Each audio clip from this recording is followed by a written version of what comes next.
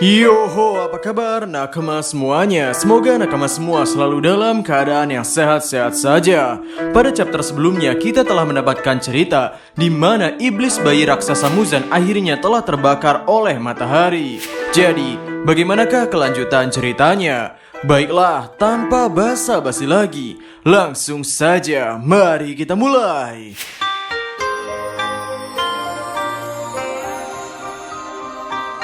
Chapter 200 berjudul Harga dari Sebuah Kemenangan. Pada awal chapter terlihat matahari telah mulai meninggi dan iblis bayi raksasa Muzan mulai habis terbakar. Di sisi Ubuyashiki Kiriya, ia menyaksikan hal ini dengan menderaikan air matanya. Dan ketika iblis bayi raksasa Muzan telah benar-benar terurai dan menghilang, sorakan dari para pemburu iblis dan Kakushi pun bergema. Mereka menangis dan berpelukan merayakan kemenangannya. Salah seorang pemburu iblis berteriak, "Ah, kita menang! Kita berhasil mengalahkan Muzan. Muzan telah tewas." Di sisi lain terlihat Ubuyashiki Kiriya hampir terjatuh ke mejanya. Namun ia ditahan oleh ayah Rengoku.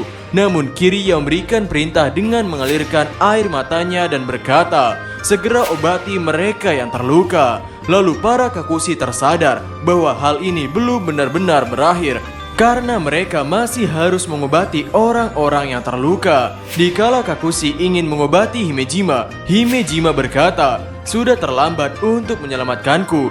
Yang ada kalian malah akan menyia-nyiakan obatnya. Periksalah para pemuda yang lain. Tolonglah, ini mungkin permintaan terakhirku." Lalu terlihat ada tangan seseorang yang megang tangan Himejima. Dan Himejima berkata, "Ah, rupanya kalian ya." Terlihat di sana oleh Himejima anak-anak yang dulunya pernah diajarnya. Dan mereka memanggil Sensei. Mereka berkata, "Kami selalu ingin meminta maaf soal kejadian hari itu. Kami pasti telah menyakiti Sensei ya. Tapi kami tidak mencoba melarikan diri kok. Kami ingin melindungi Sensei karena Sensei tidak dapat melihat. Aku pergi keluar mencari peralatan bertani untuk dijadikan senjata waktu itu." Lalu anak lain berkata, "Dan aku juga pergi untuk mencari bantuan." Mendengar hal itu, Himejima berkata, "Ah, jadi itu yang ingin kau lakukan." Lalu salah satu anak itu berkata, "Maaf karena kami mengusir Kaigaku, tapi ada alasan dibalik semua itu. Andai saja kami masih hidup sampai pagi tiba, kami pasti akan memberitahu Sensei. Kami benar-benar meminta maaf." Himejima yang mendengarnya pun mulai mengalirkan air matanya. Himejima berkata, "Aku juga minta maaf karena tidak bisa melindungi kalian." Lalu sambil memeluk Himejima, anak-anak itu berkata, "Jangan meminta maaf. Kami semua menyayangi Sensei. Karena itulah kami terus menunggu." Himejima pun menjawabnya, "Oh, terima kasih. Kalau begitu, mari kita pergi bersama-sama." Lalu di kondisi dunia nyata, Himejima yang mengalirkan air matanya pun berkata, "Ya, mari kita pergi." Kakushi yang memegang tangan untuk mengecek denyut nadi Himejima pun berkata, "Ah, Himejima-san." Kemudian di sisi lain terlihat Iguro sedang menopang Kanroji. Kanroji berkata, "Iguro-san, apa kita menang?" Dan Iguro memberitahu bahwa mereka sudah menang. Ketika Kanroji berkata bahwa tubuhnya tidak terasa sakit dan ia merasa sepertinya akan mati, Iguro pun menjawabnya bahwa ia merasakan hal yang sama. Jadi Kanroji tidak akan kesepian. Dan di sana Kanroji berkata, "Tidak, jangan mati dulu Iguro-san. Maaf karena aku tidak terlalu berguna saat bertempur." Namun Iguro membantahnya dan bertanya kepada Kanroji, apakah Kanroji ingat saat pertama kali mereka bertemu. Kanroji menjawab bahwa saat itu aku tersesat di kediaman Oyakata Sama dan kamu membantuku. Namun Iguro berkata, "Tidak, justru sebaliknya. Kamu seperti gadis biasa pada umumnya ketika kita bertemu, dan kamu telah menyelamatkanmu. Sifatmu yang periang dan selalu tertawa terhadap hal sepele.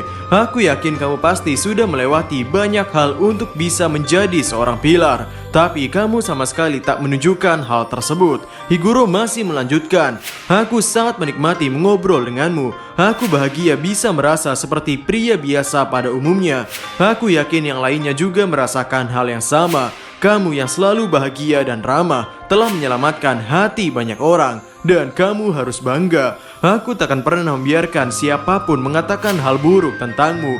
Mendengar semua itu, Kanroji pun menangis dan berkata, "Wah, aku bahagia. Aku menyukaimu, Iguro-san. Makanan yang kumakan bersama Iguro-san selalu terasa sangat lezat karena kamu selalu menatapku dengan sangat hangat.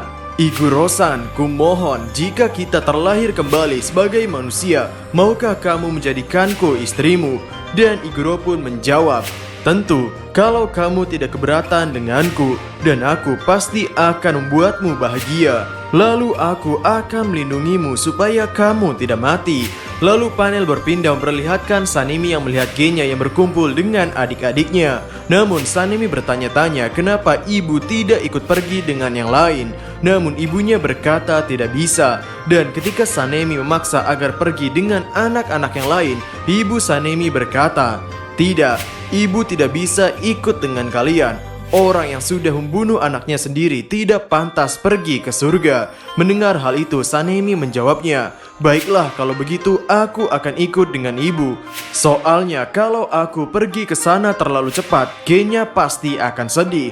Aku akan pergi ke neraka sambil menggendong ibu."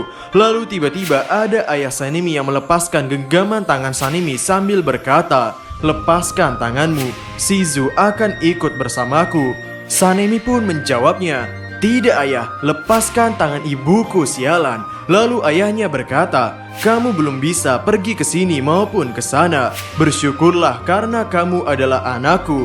Jadi kamu sangat tangguh."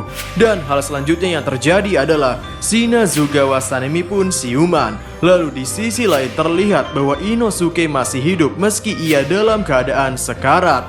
Dan di sisi Zenitsu ia berkata, "Tolong, kalau aku mati, beritahu istriku yang bernama Nezuko bahwa aku mencintainya. Meski ada yang menyeletuk dia bukan istrimu." Zenitsu masih melanjutkan berkata, "Lalu bilang padanya bahwa aku pemberani dan berjuang demi dirinya hingga akhir." Kemudian panel memperlihatkan Gyu Tomioka yang mengkhawatirkan Tanjiro. Gyu melihat Tanjiro yang terduduk di tanah sambil memegang pedangnya. Kakushi yang berada di sebelah Tanjiro berkata, "Dia tidak bernapas dan denyut nadinya tidak terasa." Para Kakushi dan Gyu Tomioka pun menangisi Tanjiro. Lalu Gyu pun ikut terduduk dan menempelkan kepalanya ke kepala Tanjiro dan berkata, "Lagi-lagi aku gagal melindungimu. Aku selalu saja dilindungi orang lain. Maafkan aku Nezuko. Maafkan aku." Terlihat juga Nezuko yang telah benar-benar dalam keadaan manusia sedang berlari menuju Tanjiro sambil mengalirkan air matanya. Chapter 200 pun selesai sampai di sini.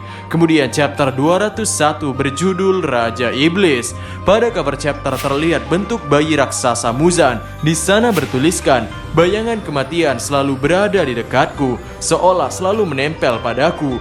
Jantungku berhenti beberapa kali saat aku masih berada dalam rahim ibuku. Dan konon katanya, aku mati saat dilahirkan. Sebab jantungku tidak berdetak dan aku tidak bernafas. Saat itu aku berusaha untuk bangun. Aku kesulitan berkali-kali dan akhirnya aku pun mengeluarkan tangisan pertamaku. Aku akhirnya mendapatkan semua yang sangat kuinginkan dan mewujudkan semua itu.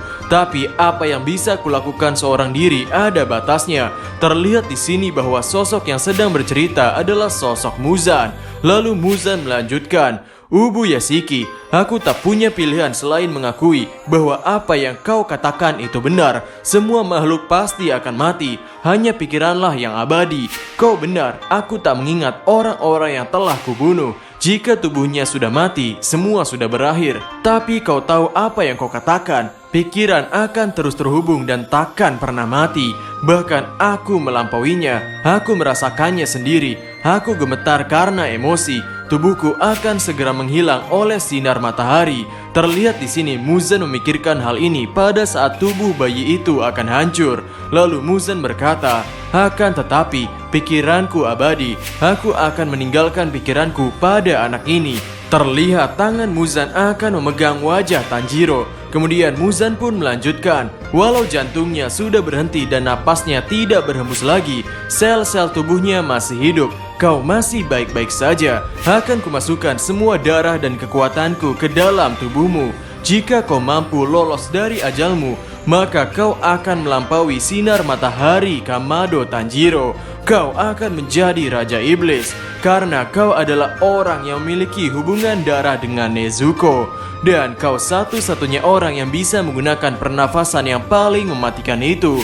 Kau takkan mati, aku percaya padamu. Wujudkanlah impianku Tanjiro. Kau bantu aku menghancurkan mereka, para pemburu iblis. Ketika Muzan mengatakan hal ini, hal yang terjadi adalah Tanjiro membuka matanya, dan matanya telah berbentuk mata iblis. Sel-sel yang hancur pada bagian wajahnya pun terlihat mulai sembuh kembali, dan tangan kirinya yang telah putus pun bisa ditumbuhkan kembali.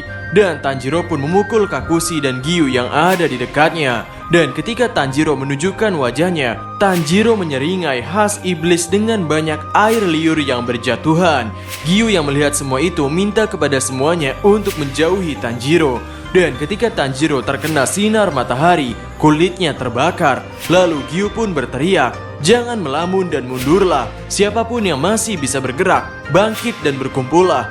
Tanjiro berubah menjadi iblis. Sontak hal itu membuat semua orang kaget, dari mulai Yushiro sampai Zenitsu dan Inosuke. Giyu pun melanjutkan teriakannya, "Bunuh Tanjiro sebelum dia membunuh seseorang."